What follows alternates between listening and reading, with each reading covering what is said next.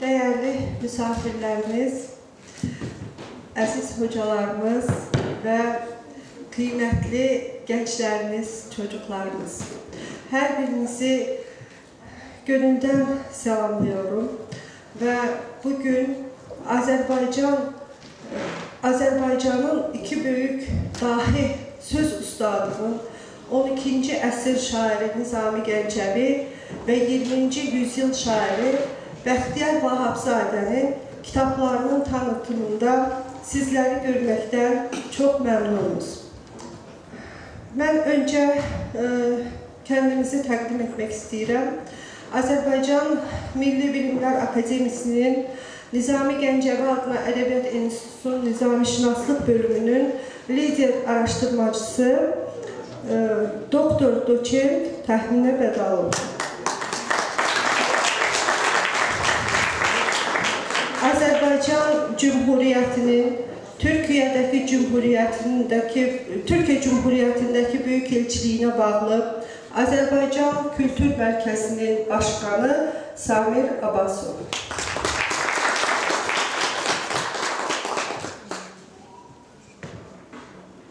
Türk Medeniyeti ve İrsi Fondu'nun emektaşı, yazıcı, şair Fərid Hüseyin.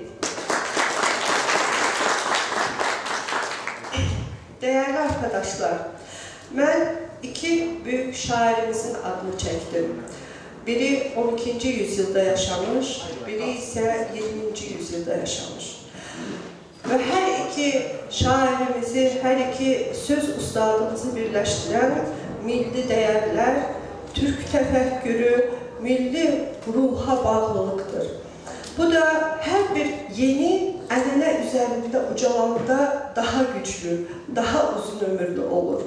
Azerbaycan edebiyatındaki selef-xələf münasibətlərinin, bu ənənə zincirinin, halqalarının sıx bağlı olmağını məhz bu iki dahi söz ustadının yarancılığında görürük. Ve çok təqdirə layiqdir ki, Azerbaycan Cumhuriyeti'nin Türkiye Cumhuriyeti'ndeki büyükelçiliğine bağlı Azerbaycan Kültür Merkezi, Azerbaycan edebiyatı ve kültürünün Türkiye'de tanıtılması, öğretilmesi, təbliğ edilmesi, xüsusən də gənc nəslə təbliğ edilmesi işində yorulmadan çalışır ve çok əhəmiyyətli, değerli projeler gerçekleştirir. Bu projelerden biri de məhz adını çəkdiyimiz şairlerin əsərlərinin Türkiye Türkçesine çevrilmesi ve yayınlanmasıdır. Ədəbi irslə tanışlıq, hər hansı bir müəllifin əsərini oxumaq, onunla söhbətin yarısına bərabərdir. Onunla tərbiyələnmək, onunla büyümək deməkdir.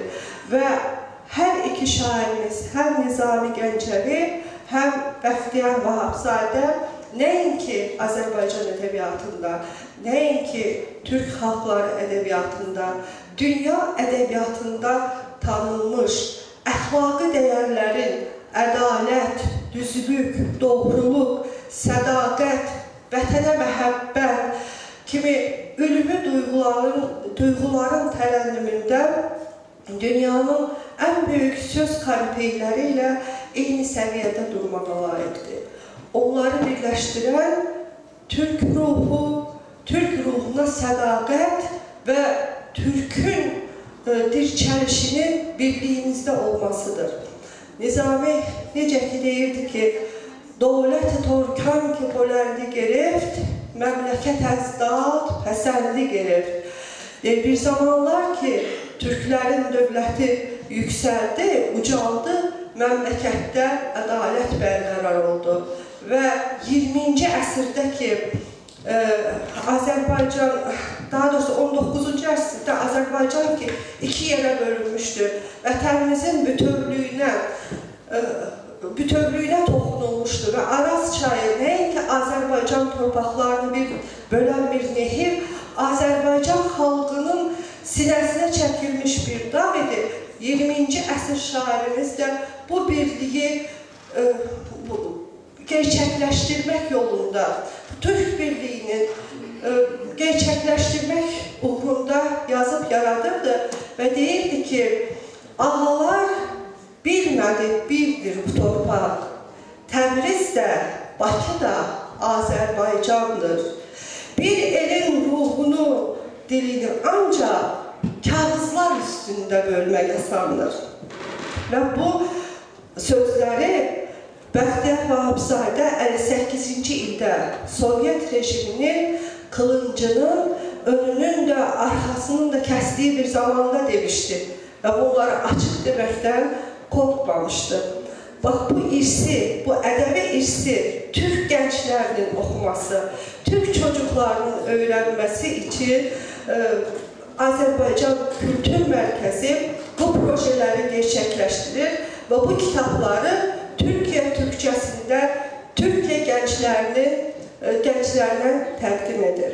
Həm bu həyata keçirilən projelər haqqında konuşmaq üçün sözü Azərbaycan Kültür Mərkəzinin başqanı Samir Abbasova verir.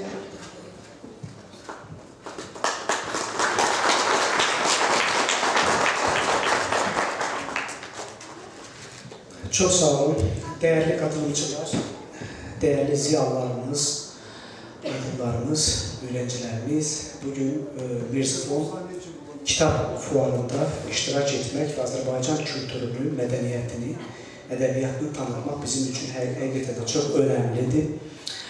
Ədəbiyyat, mədəniyyət hər bir xalqın dünyada tanıtan ən əsas aracdır.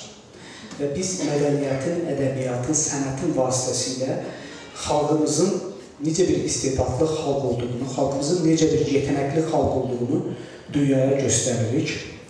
Azərbaycan türkləri həqiqətən də böyük bir mədəniyyət yaratmış, köklü bir mədəniyyət yaratmış bir xalqdır. Biz ona görə fəxr etməliyik ki, biz dünyaya belə bir daha şəxsiyyətlər bəxş etmişik. Nizami Gəncəvi, Məhəmməd Füzuli, İmadəddin Nəsimi kimi şəxsiyyətlər ki, bu şəxsiyyətlər hələ bizim xalqımızın 12-ci əsrdə nə qədər böyük mədəniyyətə malik olduğunu, mədəniyyətə sahib olduğunu tüm dünyaya göstərdilər. Nizami Gəncəvi ömrünün sonuna qədər Gəncədə yaşadı. 12-ci əsrdə Gəncədə bu qədər elmlərə sahib olmaq, bu qədər sənət və fənlərə sahib olmaq, həm ədəbiyyatı, həm həndəsəni, həm dini, həm hüququ, həm astronomiyanı, həm bu qədər üç dili mükəmməl bilmək Nizaminin nə qədər böyük bir elmə, biliyə malik olduğunu göstəricisidir. Və ən əsas amil isə Nizami Gəncədən dışarı çıxmamışdır. Və Nizami Gəncədə məhz 12-ci əsrdə belə böyük bir mədəniyyət yaratmışdır və sübut etmişdir ki, bizim xalqımız nə qədər böyük istedadlı bir xalqdır. Düşünə bilirsinizmi, Nizaminin yazdığı əsərlər fars dilindədir. Çünki 12-ci əsrdə saray dili, bütün ədəbiyyat dili, poeziya dili məhz fars dili idi. Amma Nizaminin ruhu türk idi. Nizaminin qəhrəmanları, yaratdığı əsərlərindəki yaratdığı qəhrəmanlar, obrazlar türk idi. Və Nizami Türklüyə, Türk dünyasına bu qədər böyük önəm vermişdir, dəyər vermişdir. Və 12-ci əsrdə Azərbaycan türkləri Türk dünyasının bir renansans dövrünü Nizami yarattı, bir intibah dövrünü biz yaşadıq. Bu böyük bir dəyərdir. Çünki bunu Avropa ilə 15-ci əsrdə Martin Luther King'dən başladı. Və Nizaminin yaratdığı bu əsərlərdə bütün o ideyalar, o həm ədalət prinsipi, həm sevgi, həm humanizm, həm gözəl bir cəmiyyət. Nizami yaratdığı əsərlərdə demək olar ki, bütün bəşəri ideyalar öz əksini tapmışdır. Mən Nizaminin yaradıcılığı haqqında çox danışmayacağım, çünki yanımda çox dəyərli Təminə hocamız var və onun Nizami haqqında tədqiqatları çox zəngindir. Sadəcə öz fikrimi bildirmək istədim. Bəli, Azərbaycan dövləti bugün Nizami kimi Məhəmməd Füzuli kimi bizim klassik irsimiz, İmadəddin Nəsimi kimi bizim klassik Azərbaycan ədəbiyyatını, bizim bunların yaradıcılıqlarının tanıdılması istiqamətində çox önəmli addımlar atır və layihələr, projelər gerçəkləşdiririk. Biz Azərbaycan Mədəniyyət Mərkəzi, Azərbaycan Kültür Mərkəzi olaraq Türkiyədə fəaliyyətə başladığımız ilk günlərdə Nizami Gəncəvinin zəngin irsinin, yaradıcılığının daha geniş tanıdılması və qardaş ölkəmizdə Türkiyə türkçəsinə axtarmaq, onu Türkiyə türkçəsinə çevirmək istiqamətində layihələr həyata keçiririk və bu layihələrin nəticələri olaraq bu kitabları sizlərə təqdim elədik. Ümid edirəm ki, bundan sonra artıq Nizamini siz kəndi dilinizdə, ana dilinizdə oxuyaraq və daha dərindən öyrənəcəksiniz. Biz artıq bütün dünyaya göstərəcəyik ki, biz 12-ci əsrdə belə böyük bir mədəniyyət yaratmışıq. 8 əsr keçib, yenə də Nizami zirvədədir, yenə Nizami ədəbiyyatı fəth edir və Nizami yaradıcılığı dünya mədəniyyətinin, dünya ədəbiyyatının ən əsas tədqiqat mövzusu kimi, tədqiqat konusu kimi öyrənilir.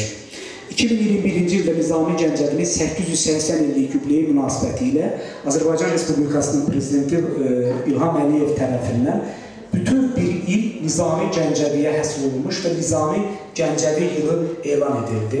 Həm Azərbaycanda və dünyada böyük Nizami ilə ilgili böyük projelər gerçəkləşdirildi.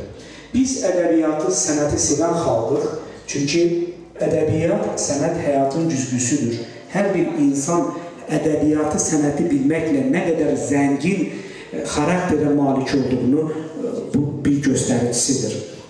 Ümumiyyətlə, biz Azərbaycan Mədəniyyət Mərkəzi olaraq bu ildə bizim böyük şairimiz, ürəyi daim Türk dünyasının birliyi, həmrəyliyi, dayanışması üçün çırpınan bizim mərhum şairimiz bu il 100 illiyini qeyd etdiyimiz Baxtiyar Vahabzadə ilə bağlı da layihələr, projelər gerçəkləşdirdik.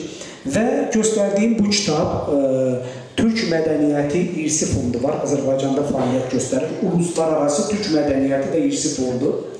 Bu, deməli, bütün Türk dünyasını, Türk dövlətlərini əhatə edən bir fonddur. Fondla birgə olaraq bizim bir birgə projemizdir. Bəxtiyar Vahabzadənin ən gözəl əsərini, bir drama əsərini qardaş ölkəmizin dilinə, Türkiyə türkçəsinə çevirdik, aktardıq. Və inanırıq ki, bu projede İstiqlal şairimiz, Türk dünyasında sevilən Bəxtiyar Vahabzadəyə və onun irsinin tanıdılması, onun yaradıcılığının tanıdılması yolunda bir addım kimi bir qapı sağlayacaq bu 100 illiyə. Bəxtiyar Vahabzadə daim Türklüyü öyülmüş, daim Türklük haqqında şeirlər yazmış.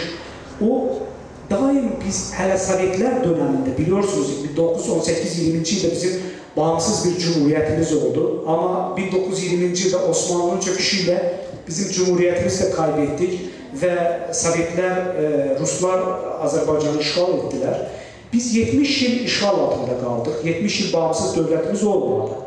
Və o Azərbaycan Sovetlər dönəmində ilə biz ana dilimizi, Azərbaycan türkçəsini öyən, xalqımızın o milli dəyərlərini kayb etməmək üçün savaşan ən böyük şairlərimizdən biri Bəxtiyar Vahabzadə idi. Bu dil bizim ruhumuz, eşqimiz, canımızdır. Bu dil bizim bir-birimizlə əhd-i peymanımızdır. Bu dil tanıtmış bizim tüm dünyaya hər şeyi. Bu dil əcdadımızın bizə qoyub getdiyi ən qiymətli mirasdır. Onu gözlərimiz tək qoruyub nəsillərə biz də hədiyyə verək demişdi Bəxtiyar Vahabzadə. O, ana dilimizə daim qayğı ilə yanaşmış, ana dilimizi sevmiş və sevdirmişdir. Türkiyə, hələ Sovetlər dönəmində Azərbaycan-Türkiyə qardeşliyini daim o uca tutmuşdur və bildiyiniz kimi Azərbaycan-Türkiyə şeiridə Bəxtiyar Vahabzadənin ən böyük, ən sevilən əsərləridir. Bu cür şəxsiyyətlər xalqlarımız arasında bir dostluq köprüsü yaratmışlar. Bu cür şəxsiyyətlər daim ədəbiyyatımızı zənginləşdirmiş, ədəbiyyatımıza yeni dəyərlər və ən əsası isə milli dəyərlərimizin daha da mükəmməlməsi, daha da gücləndirilməsi, onun tanıdılmasını, daha da gücləndirilməsi yolunda katkılar sağlamışlar. Biz bu Azərbaycanın zəngin mirasını, mədəniyyətini, kültürünü gələcəkdə də tanıtmaq amacı ilə çox layihələr, projelər gerçəkləşdirəcəyik. Ən əsas amacımız isə odur ki, bu tək Azərbaycanın deyil, bu böyük bir Türk dünyasının dəyəridir, kültürüdür. Bunu sevməliyik və sevilməlidir və siz gənclər, siz çocuklarımız bunları daha çox bilməlisiniz. Çox sağ olun. Bir daha mən təşəkkür edirəm diqqətiniz üçün.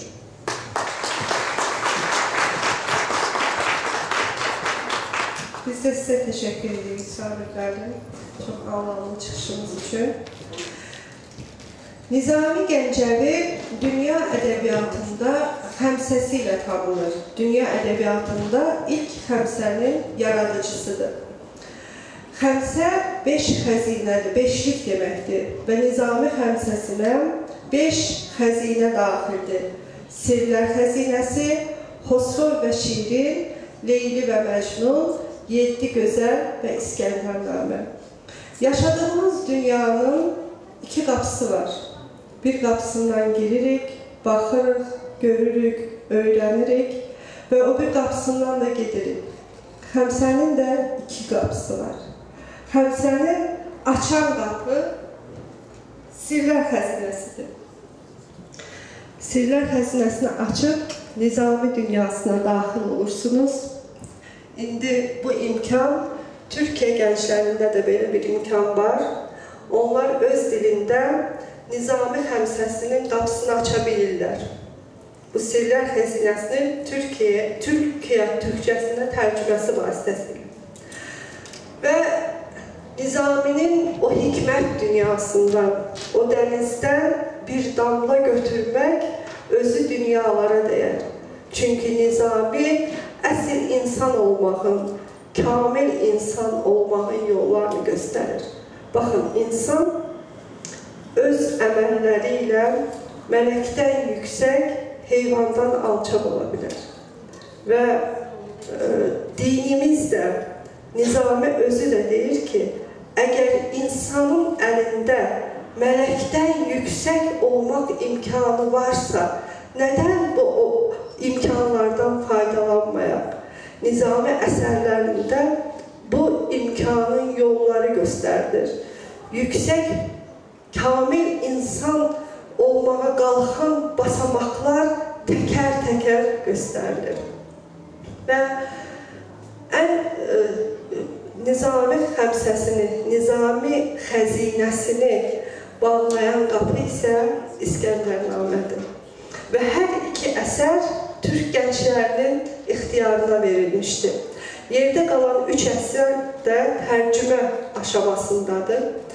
Və bu yaxınlarda Leyla və Məcnun əsəri də Türk dilində, Türkiyə türkçəsində Türkiyə ictimaiyyətinin, Türkiyə gənclərinin və çocuklarının ixtiyarına, təqdimatına veriləcəkdir.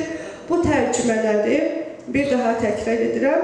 Azərbaycan Cümhuriyyətinin Türkiyə Cümhuriyyətindəki böyük elçiliyinə bağlı Azərbaycan Kültür Mərkəzinin dəstəyi və projesi ilə Atatürk Universitetinin Fars dili və Ədəbiyyatı Fakültəsinin professoru Doktor Nimət Yıldırım Hoca həyata keçirir. Bugün üzürlü səbəblərdən sıralarımızda deyil, inşallah bir daha növbəti sıradakı kitabların təqdimatında inşallah Nimət Hoca da iştirak edəcəkdir.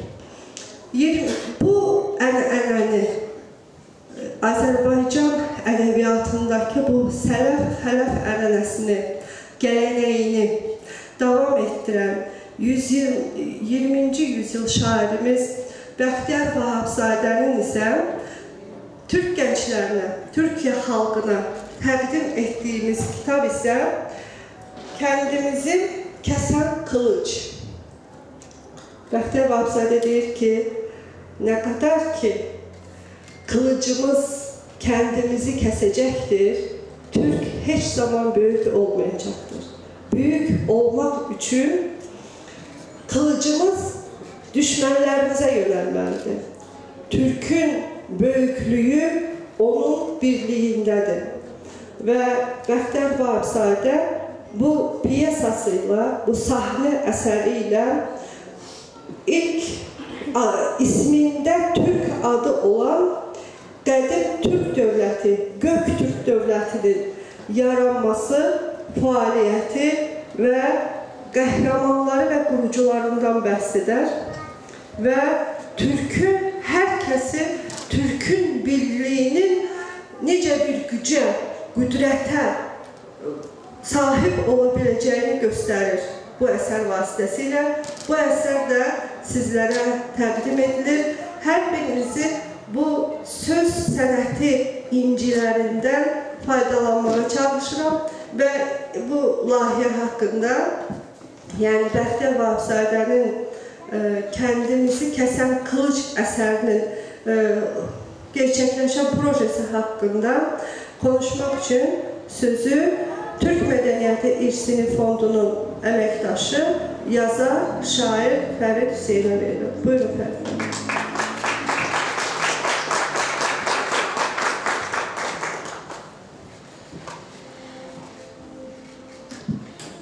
Sayın Samir bəy, hörmətli tədbir iştirakçıları, hər birinizi sayılı və sevgi ilə salamlıyorum.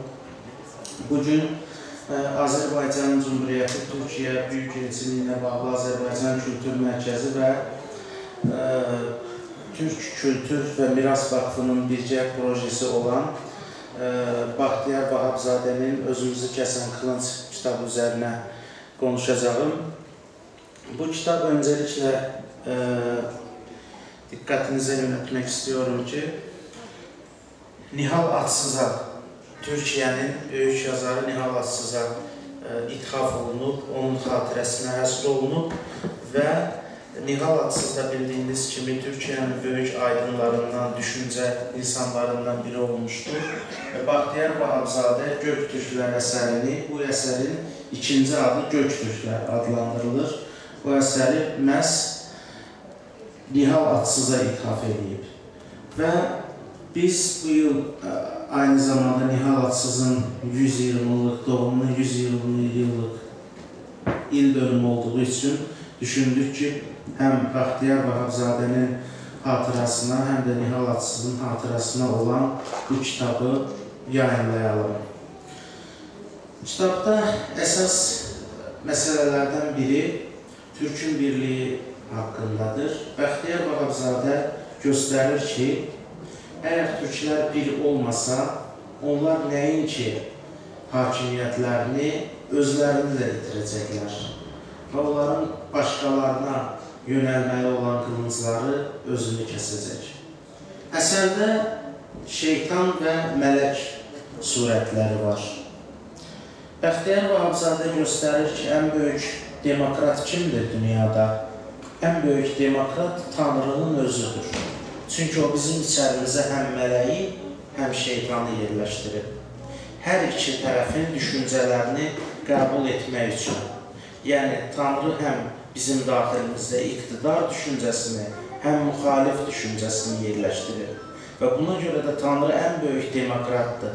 Amma biz şeytanın mı, yoxsa mələyin mi sözlərinə qulaq asıb hərəkət edəcəyik və bu bizim dövlətimizin, bizim birliyimizin taleyini, müqəddəratını müəyyənləşdirəcək. Əsərdə çox qısa şəkildə mən deyim ki, Çulu Xaqanın, Göytürk Xaqanın ölüm səhnəsi ilə başlanılır, onu öz qardaşı öldürür, onun həyat yoldaşı ilə evlənir və Çulu Xaqanın vəsiyyətnaməsini itirirlər qəsdən. Və o özü isə bir Çinli xanımla evlənir və həmin Çinli xanım o ailənin içərisində belə demək mümkünsə casus rolunu oynayır.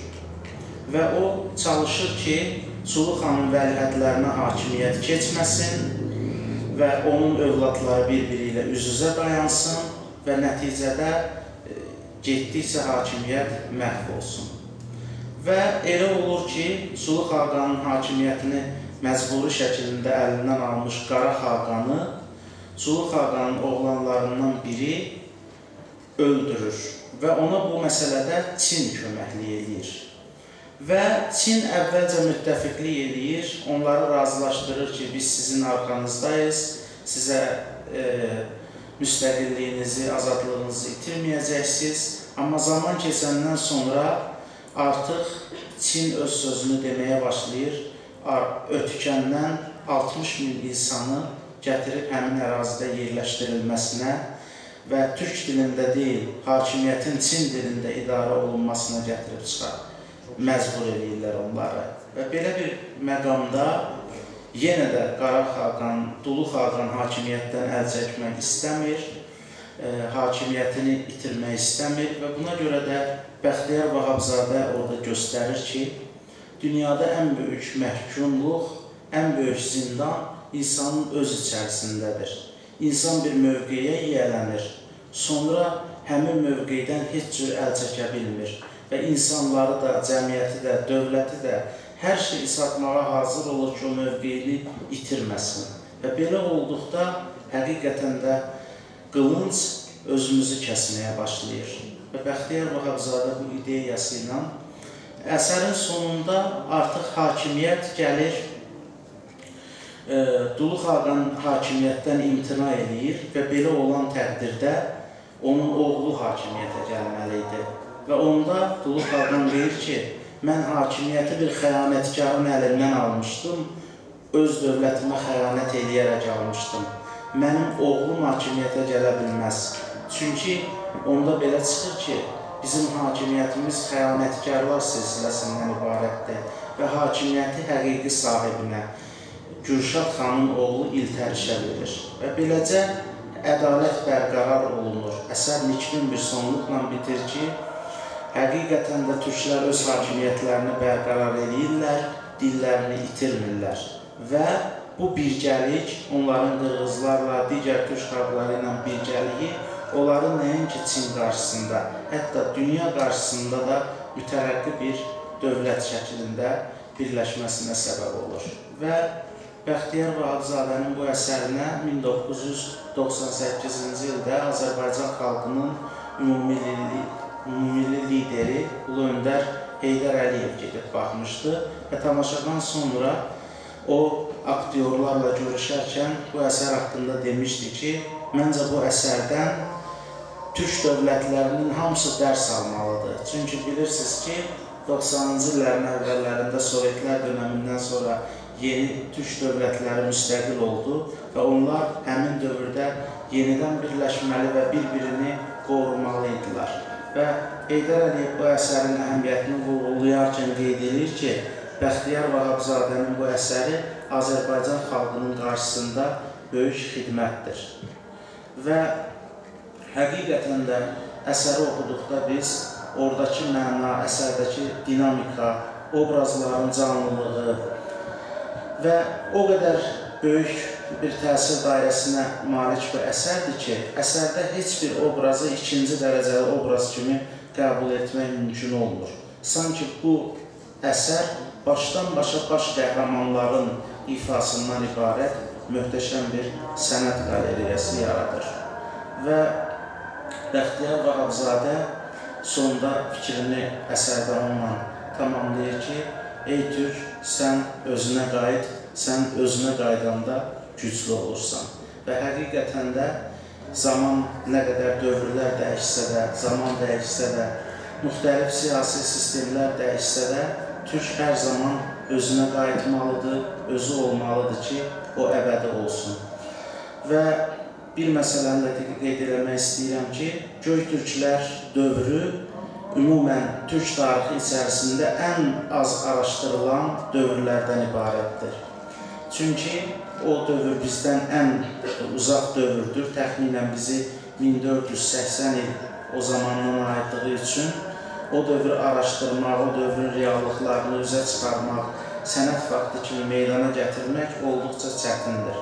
Və amma türklərin tarixinin başlandığı bir dövr kimi ora yeni müraciətlərə ehtiyac var.